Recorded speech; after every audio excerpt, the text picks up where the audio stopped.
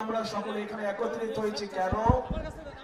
একত্রিত হয়েছি যে আগামী 12 তারিখে এই দেশের মানুষ তাদের যে অধিকার ছিনিয়ে নেওয়া হয়েছিল, যে অধিকারের জন্য বহু মানুষ গত 16 বছর ধরে গুম খুন অত্যাচার নির্যাতনের শিকার হয়েছে, যেই অধিকার আদায়ের জন্য গত 2024 সালের 5 অগস্ট মাসে, জুলাই মাসে হাজারো মানুষকে হত্যা করা হয়েছে, হাজার হাজার মানুষকে আহত করা হয়েছে। সেই অধিকার আপনারা প্রয়োগ করতে যাচ্ছেন ইনশাআল্লাহ আগামী মাসের 12 তারিখে। কি সেই অধিকার? কি সেই অধিকার? ভোটের অধিকার। কেন এই ভোটের অধিকার দরকার? এই ভোটের অধিকার দরকার কারণ আমরা চাই এই দেশের মালিক যে জনগণ, সেই জনগণের ইচ্ছা মতন যাতে আগামী দিন এই দেশ সামনে চলতে পারে, সেই ইচ্ছার প্রতিফলন বা বাস্তবায়ন যাতে হতে পারে, সেই জন্যই দরকার ভোটের অধিকার। মানুষের কথা বলার অধিকার, মানুষের ন্যায্য অধিকার যাতে প্রতিষ্ঠিত হতে পারে, সেজন্যই দরকার ভোটের অধিকার। প্রিয় ভাই বোনেরা, আমি জানি ময়মনসিংহ বলুন, নেত্রকোনা বলুন, জামালপুর বলুন, শেরপুর বলুন, এই অঞ্চলগুলোতে বহু সমস্যা রয়ে গিয়েছে। নদী ভাঙন সমস্যা আছে, কর্মসংস্থানের সমস্যা রয়ে গিয়েছে, বিভিন্ন জেলাতে, বিভিন্ন উপজেলাতে ব্রিজ, স্কুল, কলেজ নির্মাণ, রাস্তাঘাট, কালভার্ট, এগুলোর সমস্যা রয়ে গিয়েছে, যেগুলো বিগত এক যুগেরও বেশি সময় ধরে সংস্কার বা নতুন করে করা প্রয়োজন ছিল, কিন্তু কোনো কাজ হয়নি। হয়েছিল? হয়নি। কারণ ওই যে বললাম, ভোটের অধিকার ছিল না। যদি ভোটের অধিকার থাকতো তাহলে জনগণের সমস্যার সমাধান হতো। যেহেতু ভোটের অধিকার ছিল না, যেহেতু দেশে নিশিরাতের নির্বাচন অনুষ্ঠিত হয়েছিল, তথাকথিত নির্বাচন, যেহেতু দেশে আমিন নির্বাচন অনুষ্ঠিত হয়েছিল, সেখানে সত্যিকারের জনগণের প্রতিনিধি ছিল না। তাই দেশের যুবক সমাজের জন্য কর্মসংস্থানের ব্যবস্থা তৈরি করা হয় নাই। তাই এলাকার মা বোনদের সমস্যার নিরাপত্তা নিশ্চিত করা হয় নাই। তাই শিক্ষা ব্যবস্থাগুলোতে সঠিকভাবে শিক্ষক প্রেরণ করা হয় নাই। তাই উপজেলা হাসপাতালে বলুন অথবা ডিস্ট্রিক্ট হাসপাতালে বলুন না কেন, সেখানেও সঠিকভাবে ওষুধপত্র, ডাক্তার সরবরাহ করা হয় নাই। প্রিয় ভাই বোনেরা, বাংলাদেশের মানুষ কি চায়? বাংলাদেশের মানুষ চায়, একজন অভিভাবক হিসাবে একজন অভিভাবক চায় তার সন্তান যাতে সুশিক্ষা বা সঠিকভাবে শিক্ষা পায়, তাই তো নাকি?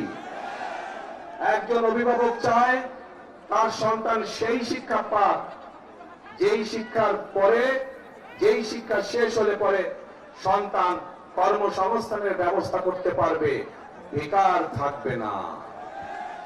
প্রিয় ভাই বোনেরা, তরুণরা, যুবকরা কি চায়? তারা চায় কর্মসংস্থানের ব্যবস্থা। দেশে মিল ফ্যাক্টরি হবে, ব্যবসা বাণিজ্য হবে, যাতে করে তারা সুন্দরভাবে নিরাপদে ব্যবসা বাণিজ্য বা চাকরি বাকরি করতে পারবে। মানুষ চায়, মানুষ অসুস্থ হতেই পারে, হওয়াটাই স্বাভাবিক, কিন্তু অসুস্থ হলে যাতে করে তারা সময় মতন চিকিৎসা সুবিধা পায়। মানুষের মৌলিক চাহিদার মধ্যে এগুলোই কম বেশি মৌলিক চাহিদা। এই যে যেমন আমাদের কৃষক ভাইরা, আমরা যদি ময়মনসিংহের কথা ধরি, ময়মনসিংহ সহ আশেপাশের জায়গাগুলো যদি দেখি, এখানে কৃষক ভাইদের অনেক সমস্যা রয়েছে। বিশেষ করে যদি ময়মনসিংহে আমরা দেখি পোনা চাষ, মাছের যে পোনা, এইটি আরো অনেক বড় করা যেত। এইটি এখন দেশের বিভিন্ন জায়গায় মাছের পোনা সরবরাহ করা হয়, কিন্তু আমাদের পরিকল্পনার মধ্যে রয়েছে কি করে এই মাছের পোনার বিষয়টিকে শুধু দেশের মধ্যে সীমাবদ্ধ না রেখে বিদেশেও কিভাবে রপ্তানি করা যায়, সেই পরিকল্পনা আমাদের রয়েছে, যাতে করে কর্মসংস্থানের সুযোগ তৈরি হয়, যাতে করে এই এলাকার মানুষ শুধু একটি নয়, এরকম আরো প্রতিষ্ঠান তৈরি করার মাধ্যমে আরো মানুষকে কর্মসংস্থানের ব্যবস্থা করা যায়। প্রিয় ভাই বোনেরা, আপনাদের নিশ্চয়ই মনে আছে দেশনেত্রী খালেদা জিয়ার সময় এই দেশের মেয়েদের জন্য, এইটা আমার সামনে বহু মা বোনেরা এখানে সামনে রয়েছেন, এই দেশের মা বোনদেরকে শিক্ষা দেওয়ার জন্য মেয়েদের শিক্ষা ব্যবস্থাকে ক্লাস 1 থেকে ক্লাস 12 পর্যন্ত ফ্রি করা হয়েছিল। মনে আছে আপনাদের? প্রিয় ভাই বোনেরা, সেই মা বোনরা শিক্ষিত হয়েছে। আজকে যদি যে কোনো স্কুল কলেজ বিশ্ববিদ্যালয়ে আমরা যাই, আমরা দেখবো যে ছেলেদের পাশাপাশি সমান সংখ্যক মেয়েরা লেখাপড়া করছে।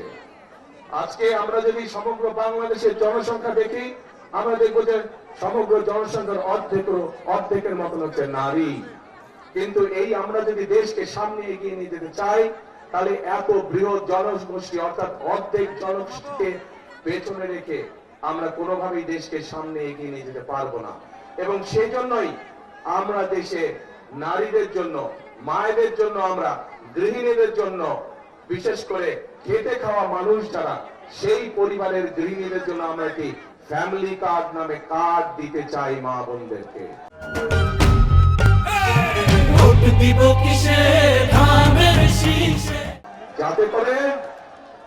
যাতে করে এই ফ্যামিলি কার্ডের সুবিধা প্রত্যেকটি মানুষের, প্রত্যেকটি পরিবারের কাছে, অল্প হলেও প্রত্যেকটি পরিবারের কাছে পৌঁছতে পারে, এবং যাতে করে তারা প্রতি মাসে কিছুটা হলেও স্বাচ্ছন্দ্যে কয়েকটি দিন অতিবাহিত করতে পারে, একটু হলেও তার, যাতে করে তাদের সহযোগিতা হয়। ঠিক একইভাবে একটু আগে আমি ময়মনসিংহের মৎস্য চাষীদের কথা বলেছি। একইভাবে শুধু মৎস্য চাষী নয়, মৎস্য চাষীর বাইরেও যারা ক্ষেত খামারে চাষবাস করেন, জমিতে চাষবাস করেন, এইরকম কৃষক ভাইদেরও পাশে আমরা দাঁড়াতে চাই। এবং সেজন্য আমরা কৃষক ভাইদের জন্য কৃষক কার্ড দেবার পরিকল্পনা করছি। কৃষক কার্ড কথাটি শুনেছেন আপনারা আগে? এই কৃষক কার্ড কেন আমরা দিতে চাচ্ছি? বাংলাদেশের অধিকাংশ মানুষ কৃষির সাথে জড়িত। এই কৃষক যদি ভালো থাকে, কৃষি ভালো থাকলে বাংলাদেশের মানুষ ভালো থাকবে। সেজন্যই আমরা কৃষক ভাইদের পাশে দাঁড়াতে চাই, কৃষক ভাইদের সহযোগিতা করতে চাই। এই কৃষক কার্ডের মাধ্যমে আমরা কৃষক ভাইদের কাছে সার, তার প্রয়োজনীয় অন্তত একটি ফসলের, সমগ্রভাবে একটি ফসলের বীজ, কীটনাশক, সার আমরা পৌঁছিতে চাই কৃষক ভাইদের কাছে সরাসরি, যাতে করে সেটি তাদেরকে সহযোগিতা করে ধীরে ধীরে অর্থনৈতিকভাবে মজবুত হওয়ার জন্য দৃঢ় ভিত্তির উপরে যাতে করে তারা দাঁড়াতে পারে। প্রিয় ভাই বোনেরা, আমরা রাজনীতি করি কাদের জন্য? বাংলাদেশের মানুষের জন্য আমরা রাজনীতি করি। আজকে এই যে নির্বাচনী জনসভা, এই নির্বাচনী জনসভায় আমরা কি দেখি? অনেক দল আছে যারা এসে অন্য দল সম্পর্কে বিভিন্ন রকম কথাবার্তা বলে। শুনেছেন না আপনারা? শুনেছেন। আজকে যদি আমি এখানে দাঁড়িয়ে আপনাদের সামনে অন্য দল সম্পর্কে অন্যরকম কথা বলি, তাদের গীবত গাই, তাদের সম্পর্কে সমালোচনা করি, তাতে কি জনগণের কোনো লাভ হবে? জনগণের কোনো লাভ হবে না। কারণ জনগণ তাকেই ভোট দেবে যারা জনগণের জন্য কাজ করবে, তাই তো? এবং জনগণের জন্য যদি কাজ করতে হয়, তাহলে অবশ্যই একটি রাজনৈতিক দলের পরিকল্পনা থাকতে হবে কিভাবে দেশ পরিচালনা করবে, কিভাবে কি কি কাজ করবে জনগণের জন্য, সেই পরিকল্পনাগুলো থাকতে হবে। প্রিয় ভাই বোনেরা, বিএনপি বাংলাদেশ জাতীয়তাবাদী দল হচ্ছে সেরকম একটি দল যাদের পরিকল্পনা রয়েছে আগামী দিনে দেশকে কিভাবে পরিচালনা করবে। কারণ এই দলটির অতীত অভিজ্ঞতা রয়েছে কিভাবে দেশে খাদ্য উৎপাদন দ্বিগুণ করতে হয়। কারণ বিএনপি নামক দলটির অভিজ্ঞতা রয়েছে কিভাবে জেলায় জেলায়, উপজেলায়, গ্রাম পর্যায়ে, ইউনিয়নে রাস্তাঘাট নির্মাণ করতে হয়। কারণ বিএনপি নামক দলটির অভিজ্ঞতা রয়েছে কিভাবে শিক্ষার আলো এদেশের সন্তানদের কাছে পৌঁছে দিতে হয়। কারণ বিএনপি নামক দলটির অভিজ্ঞতা রয়েছে কিভাবে বাংলাদেশের মানুষকে নিরাপদ রাখতে হয়, আইন শৃঙ্খলা পরিস্থিতিকে কঠোর হাতে নিয়ন্ত্রণ করতে হয়। কারণ বিএনপি নামক দলটিরই অভিজ্ঞতা রয়েছে কিভাবে দুর্নীতির লাগাম টেনে ধরতে হয়। প্রিয় ভাই বোনেরা, আপনারা নিশ্চয়ই পত্র পত্রিকায় দেখেছেন এই মুহূর্তে একটি রাজনৈতিক দল যেই স্বৈরাচার পালিয়ে গিয়েছে সেই স্বৈরাচারের মুখের ভাষা ব্যবহার করছে বিএনপির বিরুদ্ধে। সেই স্বৈরাচার যেভাবে বলতো তাদেরই ভাষা ব্যবহার করছে বিএনপি। তাদের বক্তব্য যে দুর্নীতিতে বলে চ্যাম্পিয়ন ছিল। আমার প্রশ্ন 2001 থেকে 2006 সাল পর্যন্ত তাদেরও তো দুজন সদস্য বিএনপির সরকারে ছিল না? ছিল। তো বিএনপি যদি অতই খারাপ হয় তাহলে ওই দুই ব্যক্তি কেন পদত্যাগ করে চলে আসেনি? এই জন্য পদত্যাগ করে তারা আসেনি। তারা সরকার এবং তারা ভালো করেই জানতো যে খালেদা জিয়া কঠোর হস্তে দুর্নীতি দমন করছে, এবং যেই দলটি এখন এই কথা বলছে তাদের যেই দুই সদস্য বিএনপি সরকারের অংশ ছিল তারা ভালো করেই জানতেন যে খালেদা জিয়া দুর্নীতিকে প্রশ্রয় দেয় না, এবং সব ধরনের আন্তর্জাতিক পরিসংখ্যান বলে খালেদা জিয়ার সময় যে স্বৈরাচার পালিয়ে গেছে তার সময় দেশ দুর্নীতিতে নিম্ন গতিতে ছিল, এবং খালেদা জিয়া যখন 2001 সালে দেশ পরিচালনার দায়িত্ব পায় তখন ধীরে ধীরে বাংলাদেশ দুর্নীতির করাল গ্রাস থেকে বের হতে শুরু করলো। এবং যেই দল এই কথা বিএনপিকে এইভাবে দোষারোপ করে তাদের দুই সদস্যের প্রথম দিন থেকে শেষ দিন পর্যন্ত সরকারে থাকাই প্রমাণ করে যে নিজেরাই নিজেদের মানুষ সম্পর্কে কত বড় মিথ্যে কথা তারা বলছে। প্রিয় ভাই বোনেরা, আমরা চাই নেত্রকোনা সহ শেরপুর সহ বিভিন্ন জায়গায় মাদক সমস্যা রয়েছে। আমরা এই মাদক সমস্যার সমাধান করতে চাই, কিন্তু মাদক সমস্যার সমাধান করতে হলে কিভাবে করবেন? আপনি কিভাবে করবেন? মাদক সমস্যার সমাধানের একটি কঠিন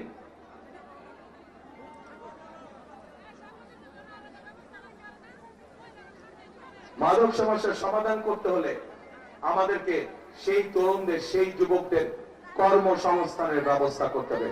ঠিক, মানুষের যখন কাজ থাকবে, কর্ম থাকবে, চাকরি বাকরি থাকবে, ব্যবসা বাণিজ্য কম বেশি থাকবে, তখন মানুষ এইগুলোর মধ্যে যাবে না।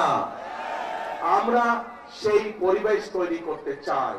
আমরা চাই দেশে আমরা চাই ভোকেশনাল ইনস্টিটিউশন বেশি করে আমরা তৈরি করব, যাতে করে আমরা আমাদের তরুণ সদস্যদেরকে, যুব সমাজের সদস্যদেরকে আমরা বিভিন্ন রকম ট্রেনিং দিব, যেই ট্রেনিং এর বিনিময়ে তারা বিদেশে যেমন যেতে পারবে, একইভাবে তারা দেশে তাদের কর্মসংস্থান তৈরি করতে পারবে। যারা আইটিতে কাজ করে তাদের জন্য বিভিন্ন রকম আমরা আইটি ট্রেনিং এর ব্যবস্থার পরিকল্পনা গ্রহণ করেছি, যাতে যারা আইটিতে কাজ করে তারা ঘরে বসে তাদের আয় রুজি কামাই রোজগার বাড়াতে পারবে। প্রিয় ভাই বোনেরা, এই যে 4 জেলার ভাই বোনেরা আজকে আপনারা এই মিটিং এ উপস্থিত হয়েছেন, এই এলাকার আরেকটি বড় সমস্যা হচ্ছে মানুষের চিকিৎসা সমস্যা।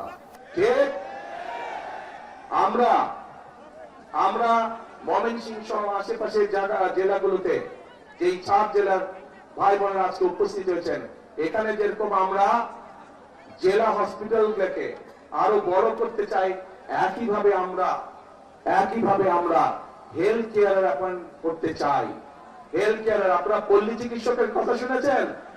পল্লী চিকিৎসক শহীদ জিয়ার সময় ছিল, যারা গ্রামে গ্রামে ঘরে ঘরে মানুষকে গিয়ে চিকিৎসা দিত, ছোটখাটো রোগ বলে অসুখ বিসুখ তারা সেখানে চিকিৎসা দিত।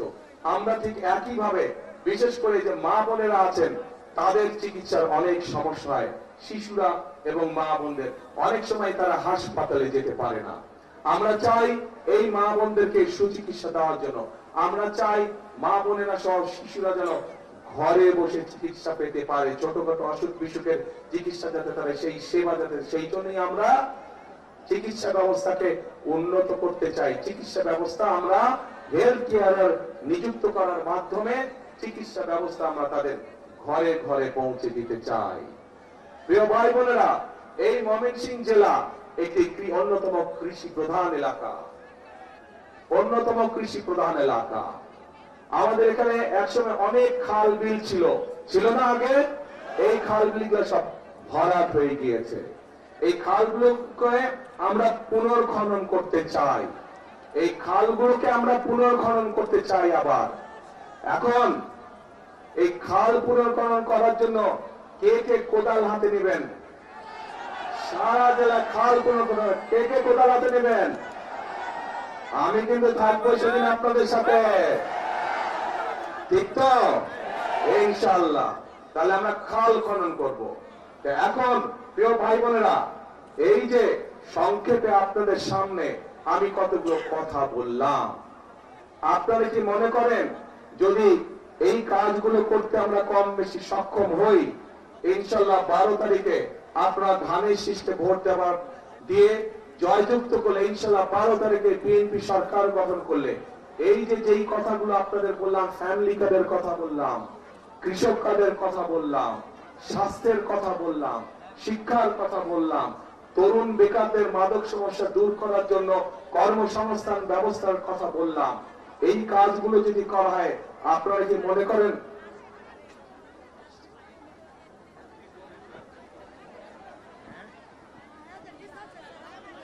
এই যে কথাগুলো বললাম, এই কাজগুলো যদি আমরা করতে সক্ষম হই, তাহলে কি আপনারা মনে করেন আপনারা সহ সমগ্র দেশের মানুষ উপকৃত হবে? কে কে মনে করেন উপকৃত হবে? সবাই মনে করেন? তাহলে আপনারা কি চান আমরা এই কাজটা করি, এই কাজগুলো করে? কারা কারা চান যে বিএনপি এই কাজগুলো করুক? এই কাজগুলো কথা বললাম, সবাই চান? ঠিক আছে, ধন্যবাদ। এবার আমার একটা জিজ্ঞাসা আপনাদের কাছে। আপনারা তো এতক্ষণ আমাকে জিজ্ঞাসা করলেন যে ভাই ধানের শীষে তো ভোট দিব, কিন্তু বিএনপি কি করবে আমাদের জন্য? এটাই তো আপনাদের জিজ্ঞাসা ছিল আমার কাছে, তাই না? আমি তো বললাম বিএনপি ইনশাআল্লাহ সরকার গঠন করলে আমরা কি কি করব, বললাম না এতক্ষণ? সংক্ষেপে বলছি, আরো অনেক কাজ আছে, আরো অনেক কাজ করবো আমরা ইনশাআল্লাহ, তবে সংক্ষেপে বললাম আপনাদের কাছে। এখন আমার একটা জিজ্ঞাসা আছে আপনাদের কাছে। আপনারা যে বললেন এই কাজগুলো করলে আপনাদের উপকার হবে, কিন্তু তার আগে তো ভাই আপনাদেরকে একটা কাজ করতে হবে। কি সেই কাজটা বলেন তো? শুনি না, শুনি না। 12 তারিখে ধানের শীষকে জয়যুক্ত করতে হবে। এই 24 জন দাঁড়ান তো, ওখানে দাঁড়ান, 24 জন দাঁড়ান, এখানে ওখানেই দাঁড়ান, আপনার ওখানেই দাঁড়ান, লাইন করে দাঁড়ান, ধাক্কাধাক্কি করো না, লাইন করো না, লাইন করো না।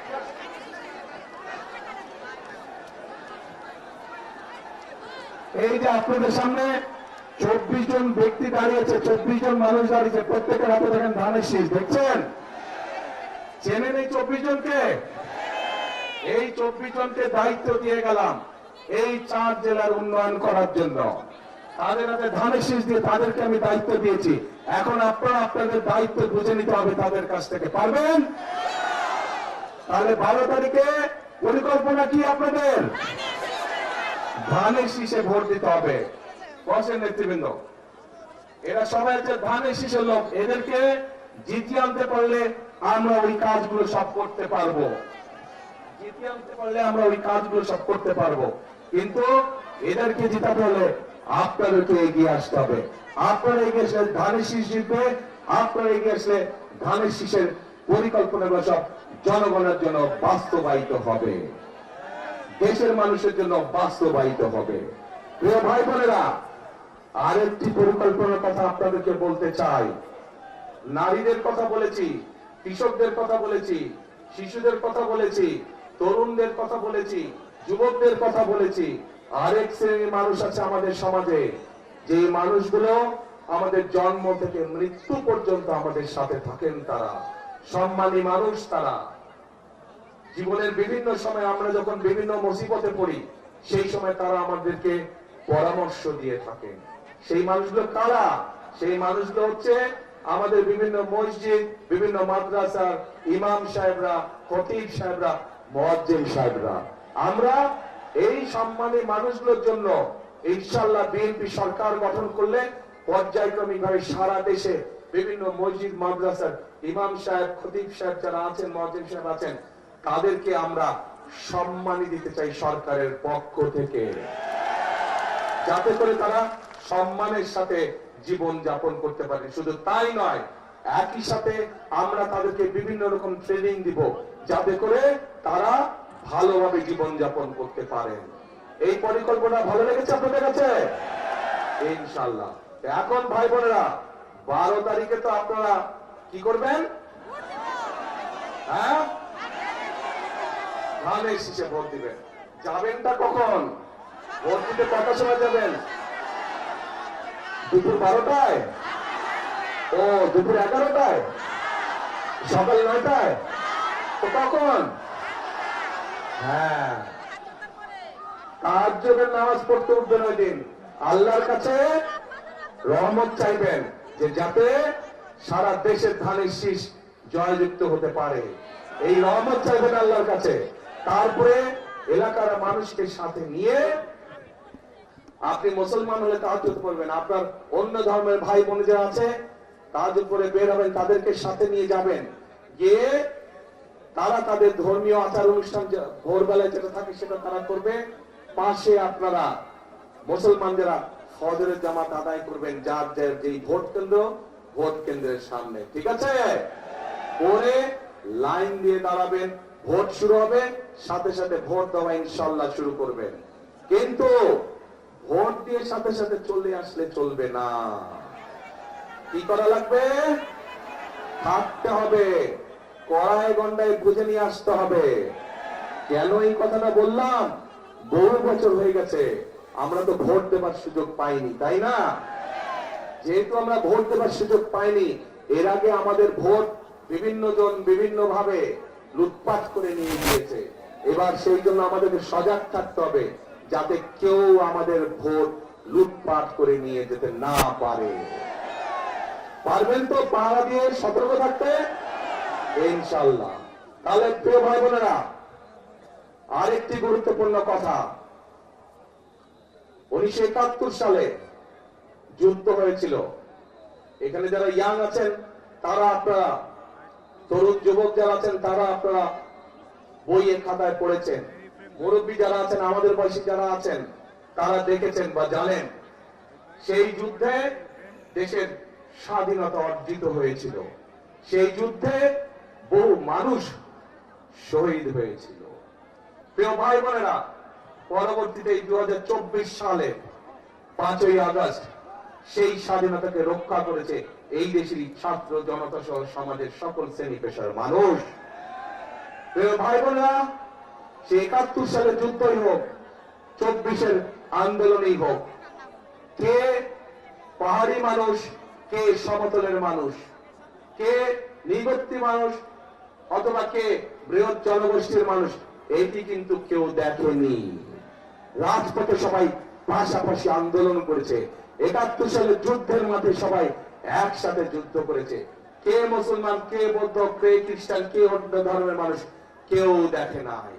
কাজেই এইবারও 12 তারিখের নির্বাচনে আমাদের সকলকে একসাথে থাকতে হবে, ধর্ম বর্ণ নির্বিশেষে আমাদেরকে একসাথে থাকতে হবে। কারণ আমরা যদি একসাথে থাকি, আমরা যেভাবে স্বাধীনতা অর্জন করেছি, আমরা যদি একসাথে থাকি, আমরা যেভাবে স্বৈরাচারকে বিদায় করেছি, আমরা যদি ইনশাআল্লাহ সামনের দিকেও এক থাকি, তাহলে অবশ্যই আমরা এই বাংলাদেশকে ভবিষ্যতে আমাদের সেই প্রত্যাশিত বাংলাদেশের দিকে নিয়ে যেতে পারবো। কে বোঝা গেছে ভাই? সেই প্রত্যাশিত বাংলাদেশকে যদি গড়ে তুলতে হয় তাহলে স্লোগান হবে একটাই। কি সেই স্লোগান? করব কাজ, করব কাজ, গড়ব দেশ, সবার আগে বাংলাদেশ। আবার বলে করব কাজ, সবার আগে বাংলাদেশ। প্রিয় ভাই বোনেরা, মনে রাখতে হবে আমরা ঐক্যবদ্ধ থাকলেই বাংলাদেশ এগিয়ে যাবে। আমরা ঐক্যবদ্ধ থাকলেই আমাদের প্রত্যাশিত বাংলাদেশ গড়ে তুলতে পারবো। আমরা ঐক্যবদ্ধ থাকলেই জনগণের শাসন কায়েম করা সম্ভব হবে। আমরা ঐক্যবদ্ধ থাকলেই জনগণের প্রতি জবাবদিহিতা নিশ্চিত করা সম্ভব হবে। কাজে আসুন আমাদের আজকের এই নির্বাচনী জনসভার শপথ হোক, আমরা এই বাংলাদেশকে জনগণের বাংলাদেশে পরিণত করব। আমরা এই বাংলাদেশকে জনগণের কাঙ্ক্ষিত বাংলাদেশে রূপান্তরিত করব। শেষ কথার এক কথা, করব কাজ, গর্ব দেশ, সবার আগে বাংলাদেশ।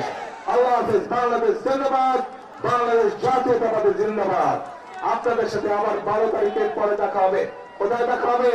খাল খনন কর্মসূচিতে দেখা হবে। খাল খনন কর্মসূচি সবাইকে কোদাল নিয়ে আসতে হবে, পারবেন ইনশাআল্লাহ।